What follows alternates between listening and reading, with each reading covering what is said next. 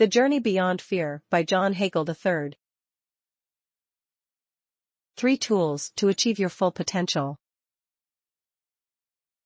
We're feeling the fear and the pressure. As a business strategist in Silicon Valley working with successful people across all fields, Hagel has seen just how fearful many of us are. We're often overwhelmed by the competition and the pressure to perform. Fear holds us back. It prevents us, and our organizations, from making the most of opportunities and achieving our potential.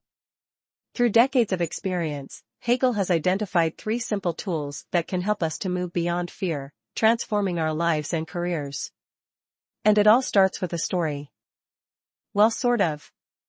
In this post, you'll learn why certain kinds of passion are so powerful. How a simple slogan can have a wide-reaching impact and why businesses should take inspiration from World of Warcraft. The pressure is real, and so is the fear, but aim to move beyond. If you feel like you're under pressure, you're not alone. All of us, individuals and organizations, are under increasing pressure. These are hard times. During his 40-year career in Silicon Valley, the author has noticed the pressure rise and rise. You see, Hagel's background is in management consultancy, specializing in tech and business opportunities. He's seen the human impact of globalization and digital technology, the dark side of the revolution.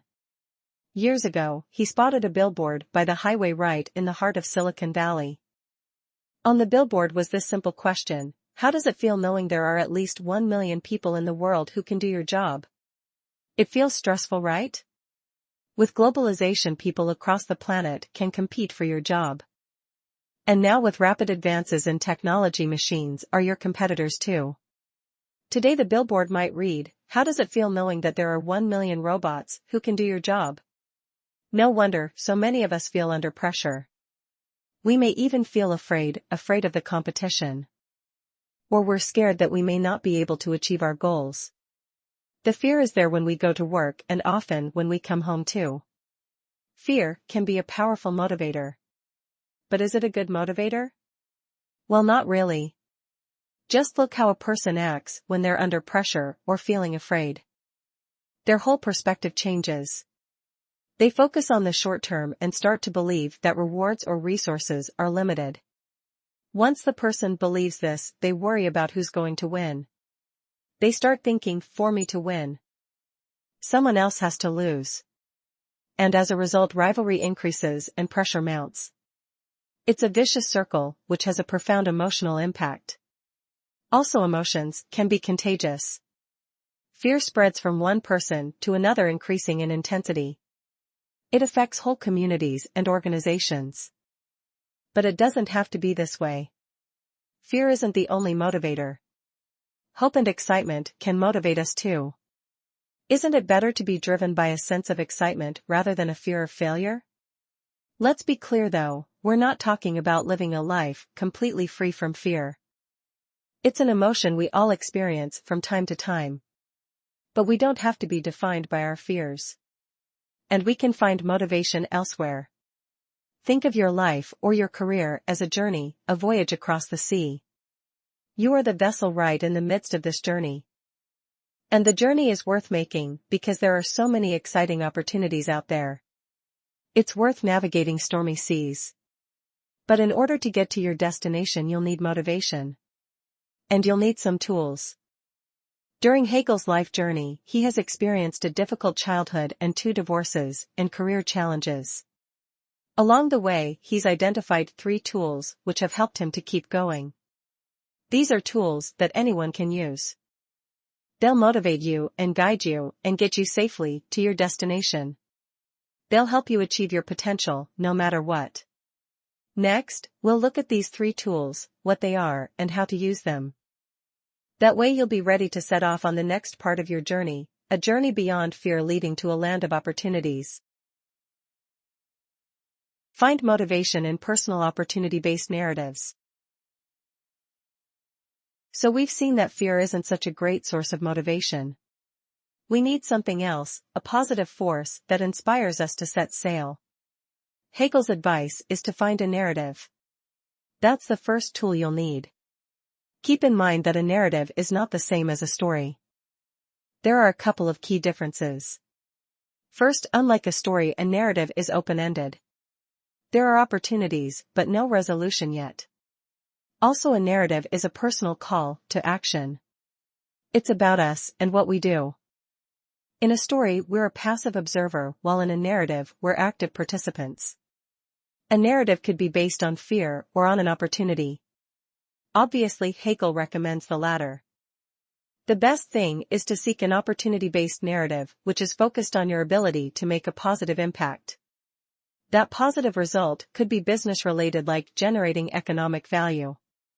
Or it could be social, like creating a supportive community. Obviously, the possibilities are endless, but let's start by focusing on personal narratives.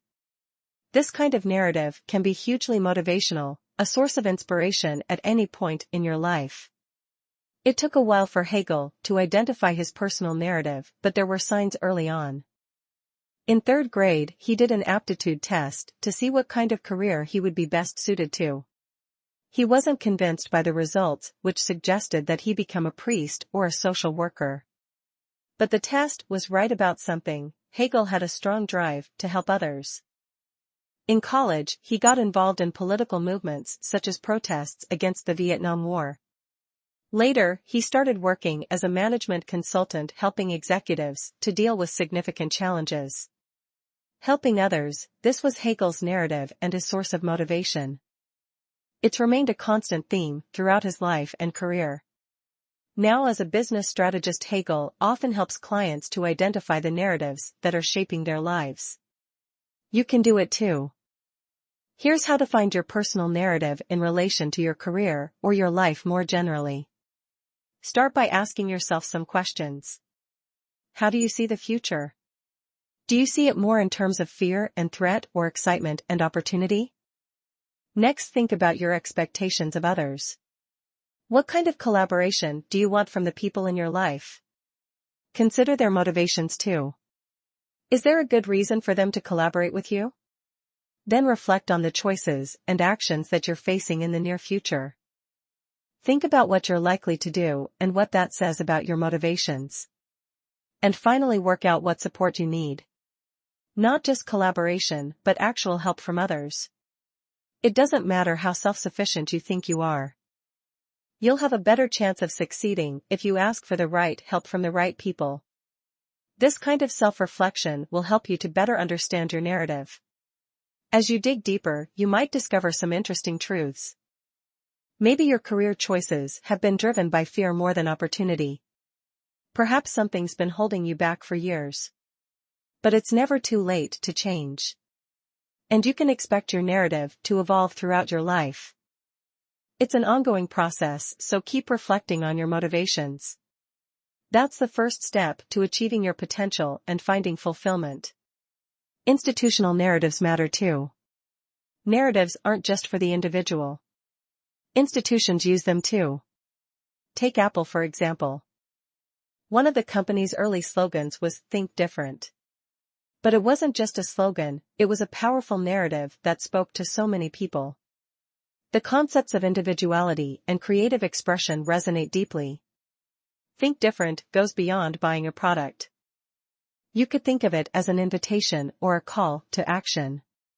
Steve Wozniak and Steve Jobs both knew how to think different, and they knew that this narrative would have appeal. Not just with customers, but with the kinds of people they wanted to work with at Apple, such as application developers. This is why narratives matter. A strong institutional narrative can draw people to the company and become a source of both loyalty and learning. Through its inspiring narrative, Apple created a diverse network of developers who created a range of innovative applications. And as a result, everyone benefited: the company, the collaborators, and the customers. So to sum up, a good institutional narrative attracts people, and it's a call to action. As well as Apple's Think Different, it's Nike's Just Do It. Or Airbnb's Belong Anywhere. But before you go off to brainstorm slogans, there's a bit more to it than that. As we've seen already, working with narratives requires a lot of introspection. That's the same whether you're identifying your personal narrative or crafting one for your organization. It all starts with asking yourself a series of questions. In this case, obviously your focus should be on your company and its customers. Start with the following question. In the next decade, who will be our most important customers and stakeholders? And then consider the opportunities out there.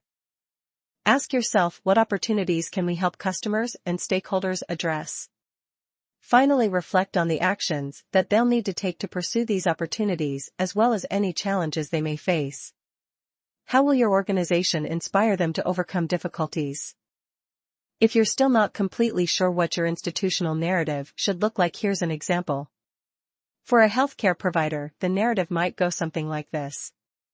We've always focused on treating disease. But now with advances in medical technology, we have greater insight into our health. There's an increasing range of digital devices that allow us to closely monitor physical health conditions. That means we can be more proactive and look after ourselves. So instead of illness, let's focus on wellness. That's a meaningful institutional narrative. And it's focused on opportunity rather than fear. Think about that when you're developing your own narrative. Make sure the narrative is clear, powerful, and inspiring so it really resonates with the people you're trying to reach. Find your passion and integrate it with your working life. So your journey has begun. You've set sail, motivated by your narrative. But as you journey on, you'll need something to sustain you. Food, fuel, or passion. Passion can be the fuel that keeps you going. Of course, passion is a pretty broad term. Let's narrow it down and look at the most useful kind of passion. Hagel calls it the passion of the explorer. One of the defining qualities of this kind of passion is the commitment to a domain. The domain could be an area of knowledge like astronomy or an industry like manufacturing. Whatever it is, an explorer is excited to be involved in the domain, making an impact. Another key characteristic of passionate explorers is their attitude toward unexpected challenges. When a challenge arises, explorers get excited because they see them as opportunities. Challenges are a chance to do something new, something better. Also, explorers don't travel solo. When they're faced with a problem, they reach out to others, people who might share their passion or have expertise. Passionate explorers connect with others. This kind of passion is so powerful. When you're dealing with a challenge, isn't collective action better than isolated passivity? Fueled by your passion, you can make change happen while working with others. And crucially, you're acting not out of fear, but out of hope and excitement. All of us can become passionate explorers and achieve our full potential. But of course, you have to know what your passion is first and then cultivate it. Maybe you've already found it. You know what excites you in life. And if you're not sure yet, that's okay. You can find your passion at any point in your life. Narratives can be a great tool for identifying passion. They're a catalyst for self-discovery. So keep reflecting on your personal narrative using the questions we looked at earlier. Think about other kinds of narratives too, and work out which ones excite and inspire you. You might be inspired by a company's call to action. Remember Apple's narrative about the unique identity and creative expression? Or you could take inspiration from Nike's "Just Do It," an invitation to become an active participant. There are all kinds of exciting narratives, and not just in the world of business. Religions and political movements have narratives too, and so do nations. Just think of the American dream. So find a narrative that resonates with you and use it to find your passion. Then all that's left to do is integrate your passion with your profession. Hagel recommends taking small steps. Find elements that excite you in your existing job and then look for opportunities to build on those elements. For instance, one of Hagel's clients was a salesperson at a car company. She was good at her job, but she wasn't finding it that fulfilling. Sales were too transactional. As the woman thought about her passion, she realized that she was more interested in addressing people's unmet needs. On reflection, designing marketing programs was a much more exciting opportunity. So she grabbed that opportunity. She didn't even have to quit her job. Instead, she talked to a marketing executive in her company.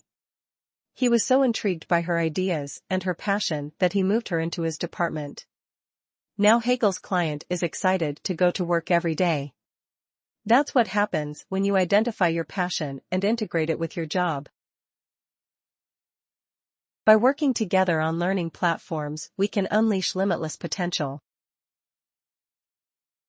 So far we've looked at 2 of the 3 tools that will help you overcome fear and achieve your potential: narrative and passion.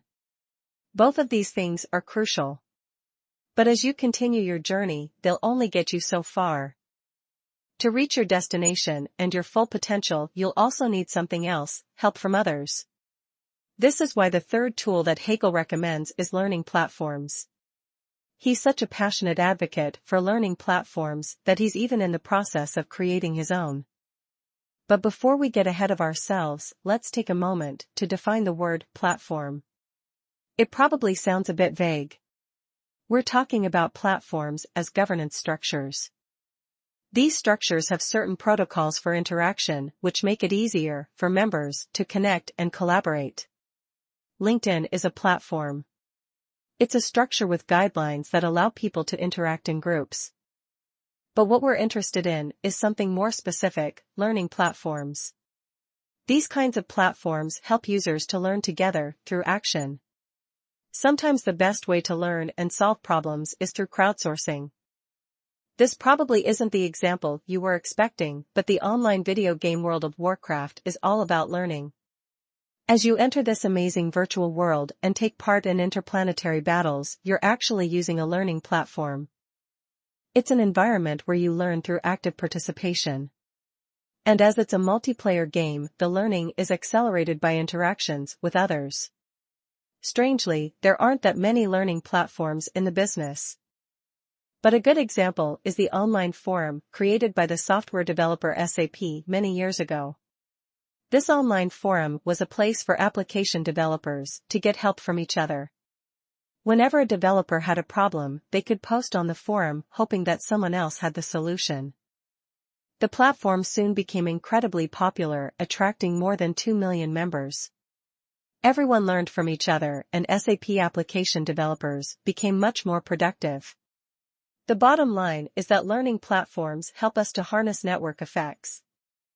As people learn together, they learn faster.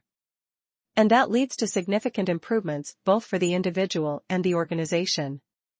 Using these platforms is the ideal way to achieve your potential and ultimately make a difference in people's lives.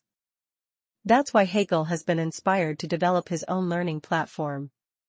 At the moment, it's still a work in progress. But one day the platform will bring people together through workshops and impact groups.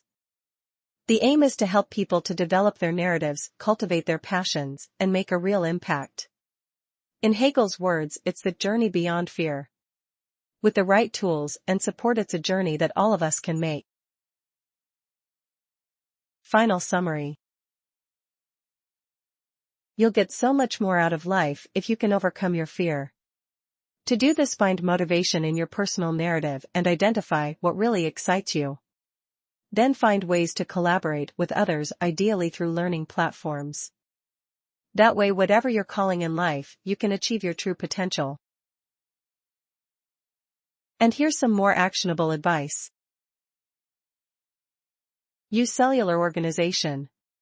When people are working and learning together, small groups are often the most effective. Hagel recommends creating cells of around 3 to 15 people who meet regularly.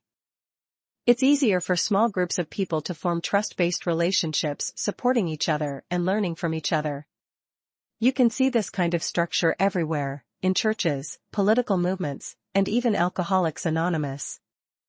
If you want to make more of an impact, try adopting cellular organization in your workplace or community.